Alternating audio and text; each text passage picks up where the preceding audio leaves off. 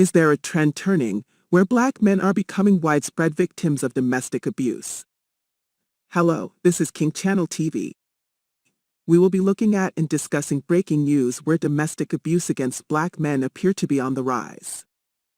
Although there are many, we will discuss 3 cases where the men were attacked and killed by their significantly other, by the friend of a friend, and a victim in a casual relationship, all pointing to a domestic situation, and where these men did not appear to be domestic abusers themselves. First, let's look at Maurenzo Smith. A Houston man took Maurenzo's life after fatally shooting what he thought was his wife's boyfriend during a meeting to discuss his divorce. Harris County Police responded to reports of a disturbance at a restaurant in Northwest Houston. During the investigation, police learned the husband, 61, and the wife, 28, agreed to meet at the restaurant to discuss the terms of their divorce.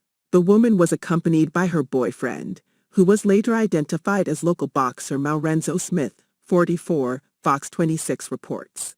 The husband walked into the eatery with the divorce papers and spoke with his wife for about 20 minutes before things took a turn for the worse. The husband, it is said, left the restaurant but returned shortly afterwards and fired 13 rounds at Smith and his own wife. Smith was struck several times and the husband attempted to shoot his wife, but missed, police said. Smith was pronounced dead at the scene. The wife and 6 other people inside the restaurant were not injured. Police pursued the husband and upon locating him, he got out of his vehicle and allegedly shot himself in the head. But as it turns out, what was stated by the police was not the full truth of the case. Let's watch the following video.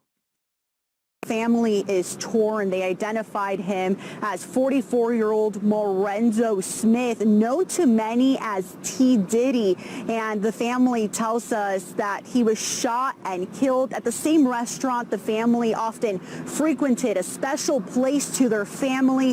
They say just a month ago, all of them were gathered here. It's the last time they all saw him together celebrating a graduation.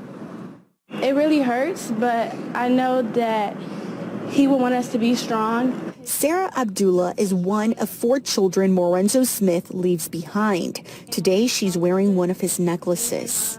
I really put it on because I know my dad would tell me to keep fighting. Her dad, a Houston boxer, known as a positive, helpful, loving, and impactful man who left imprints on the hearts of so many people. Just a big kid at heart, that never really grew up. I mean, it tripped me out when he wanted to be a fighter. I was like, bro, how you gonna be a fighter and you so soft? Ida Carter says her brother met the woman whose husband is accused of killing him through a new business venture he was trying to start up. She opened up to him recently about her marital problems. On Tuesday, Smith spoke to the woman's husband over the phone. He misled my brother the day before. My brother had spoken with him along with his wife and was trying to be a mediator. They say his guard was down and didn't expect an ambush because the man seemed nice. This was the last time we seen him alive, was at this restaurant, and then the tragic happened of him getting killed at the very same restaurant. Authorities say the 61-year-old man came to the Crab Station to talk to his wife about their divorce agreements, and things escalated. He fired at least 13 rounds, killing Smith, who accompanied the woman. The 61-year-old man missed and didn't end up injuring his wife. Smith's family is heartbroken. I'm opening my own funeral home in Southwest Houston, and he came to see the building. And that was the last time I seen my brother. While they mourn and remember the good times, they say Smith's legacy will live on for the kind heart he displayed until the very end. It looks as if Maurenzo's effort to provide help caused him the greatest harm. Sometimes we just have to let people handle their own problems. Some people call our next domestic incident the curious case of Christian Obumseli and Courtney Clenny, the white woman who killed him, and the black women he disparaged. A black man stabbed to death, allegedly, by a white girlfriend who is said to have posted to OnlyFans hours later. For those who are unaware, Obumseli, 27, was fatally stabbed inside a luxury apartment building, 1 Paraiso, in Miami's Edgewater neighborhood on April 3rd, by his white girlfriend, 25-year-old Courtney Clenny, an OnlyFans model and an Instagram influencer who goes by Courtney Taylor online. Now, Clenny is receiving the O.J. Simpson treatment in the public eye. But before we get further into all of that, it should be mentioned that Preto, Clenny's attorney, said his client stabbed Obumseli in self-defense. This was not a crime, Preto told CBS Miami. Courtney is innocent, she acted in self-defense and there should be no files charged in this case. We're confident when the state attorney takes their final review along with the City of Miami Police Department, they'll find that there's no case here. Preto said Clenny kicked Obumseli out of the apartment she was renting in Edgewater a week prior to his death because of domestic abuse allegations. These allegations Clenny made against Obumseli, her lawyer said, led to his death. Miami police said they were called to the condo to investigate a domestic violence call. There they found Obumseli suffering from a knife wound. He died while being transported to a hospital. It was clearly a toxic relationship. They had their ups and downs and, unfortunately, it culminated with his death, Preto said. It is true that people who knew the couple have described their relationship as volatile, but when it comes to who the aggressor tended to be, well, there are conflicting stories. 3 friends of the couple told a different story. We've seen her hit him. I've never seen him hit her, said Ashley Vaughn, a friend of the couple. From what we've personally experienced between the both of them, we believe that Christian wouldn't put her in a position where she would need to stab him to protect herself, Vaughn went on to say. Florida's Baker Act enables families and loved ones to provide emergency mental health services and temporary detention for people who are impaired because of their mental illness and who are unable to determine their needs for treatment. But Preto is glossing over how the law ended up being applied to his client. As ABC reported, after Clenny was detained for the stabbing, she threatened to kill herself, so she was transported to the hospital under the Baker Act. Of course, shortly after she was released, new content on Clenny's OnlyFans page was shared. Now, let's get back to the irony in this story. Obumseli didn't appear to like black women. Between 2012 and 2018, Obumseli tweeted things like, "Humph. Black girls are born knowing how to shake, they at times ask me. Honestly, they not my type, and once again I'm tired of these black girls in my government class." The man who was killed by a white OnlyFans model also posted about the way black girls disgrace themselves on TV. These are just a few of his posts among others that explicitly stated that white women were superior to black women in a number of ways. Meanwhile, it was a white woman who he had a toxic and violent relationship with, ending in his death. As for Clenny's online expressions, "I only date black guys, especially black guys," she posted to Instagram before Obumseli's death. "Let me clarify, I only date rich black guys." If this story isn't a Get Out sequel, then what is? Of course, Obumseli's disparaging of black women caused a lot of black women to understandably become disinterested in this case. Many black people are seeing this as a cautionary tale for anti-black Negroes who think white women are the answer. Listen, the man didn't deserve to die the way he did, but I get it. If a white man died unjustly and his killer wasn't charged, but then it turned out he was racist and his online posts could be collaged into a white supremacy manifesto, I wouldn't gaffe about his case either. Still, this is an all-around wild story, and it will be interesting to see how it continues to play out. Was he the victim and perpetrator in one? Did he cause his own situation? Let's watch a couple of videos and discuss.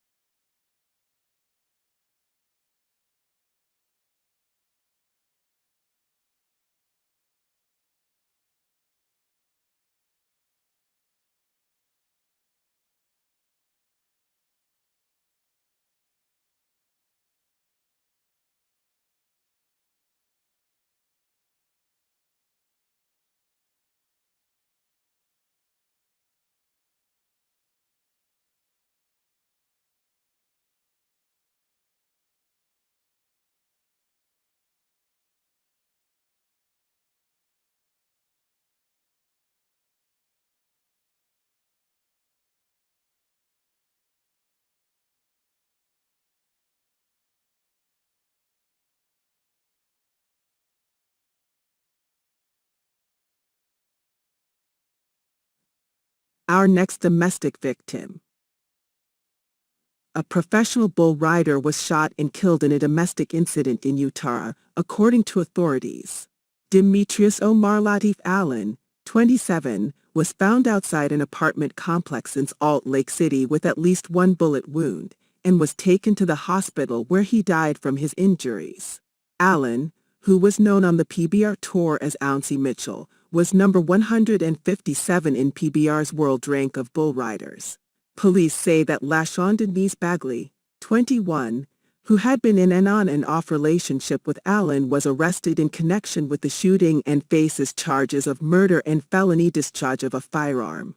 Allen, who had a 4-year-old daughter, had been in Salt Lake City to compete at the PRCA rodeo at the Utah State Fair, and was staying with the suspect while in the city. These two, we believe, knew each other. They had attended the fair and then ended up at a bar and ended up arguing, Detective Michelle Peterson told Fox 13. Then the male wanted to get some of his property from the apartment that he was staying in while he was attending the fair. A gun was pulled out and he was shot. Court documents state that the suspect fired several rounds through the glass door, with at least one round striking Allen in the torso. There is no indication of any forced entry or attempted forced entry into the apartment, the arrest document states. The witness also stated that there was no entry or attempted forced entry into the apartment. Ouncie got his name because he was born small. He grew up to compete with a huge heart. Let us review detailed comments from Ouncie's family. Rider from Texas is dead after being shot in a domestic violence incident in Salt Lake last night. Police say the man rode in last night's rodeo at the Utah State Fair. The shooting happened early this morning in the ballpark area near 900 South and 200 West. Fox 13 News reporter Emily Tenser spoke to the man's loved ones who say his career was just now starting. She joins us live tonight from Salt Lake Police Headquarters. Emily. Bob, Kelly LaShawn Bagley, 21-year-old woman here in Salt Lake City. She was arrested earlier today. The victim's real name is Demetrius Allen, but he was best known in the bull riding community and among his loved ones as Ouncie Mitchell. He leaves behind a 4-year-old daughter. Sunday night, Ouncie Mitchell was in Salt Lake City doing what he loved one last time.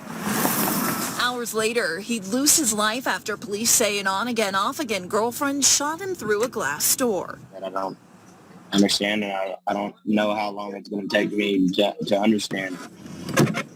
As the Utah State Fair packs up the rodeo grounds and moves on to other events, Mitchell's family in Texas is now wondering why. A guy that gives the shirt off his back to anybody, why would you take his life away? Mitchell told his best friend and cousin Ezekiel this was going to be his year. His career in professional bull riding was skyrocketing. Went from relatively unknown on the standings to within a matter of months, he was 23rd in the world. Life on the road meant months away from his 4-year-old daughter, but that never stopped him from being the best dad he could be. She loved her daddy. She loved him and loved him. And it was always, my daddy this, my daddy doing this, my daddy took me fishing. Nitisha Haywood says he showed Nyla how to follow your dreams. She loves her dad. And so having to break that news to her was a huge distraught. He was a quiet cowboy, but his actions were loud, and so was the impact he left in the arena and on his family. And every time I put my hand in the bull rope from now on, it'll be him right there in the back of my mind. He was a once-in-a-lifetime person, and a once-in-a-lifetime family member and friend, and more so a brother. The Professional Bull Riders Organization released a statement saying, quote, Ouncie got his name because he was born small. He grew up to compete with a huge heart. Just days ago, he called his daughter and told her that he would be home in 2 weeks with a new puppy. She already picked out a name for it. Reporting live outside Salt Lake City Police Headquarters, Emily Tenser, Fox 13 News, Utah. That's all for now. Don't forget to like and share the video. Subscribe to King Channel TV.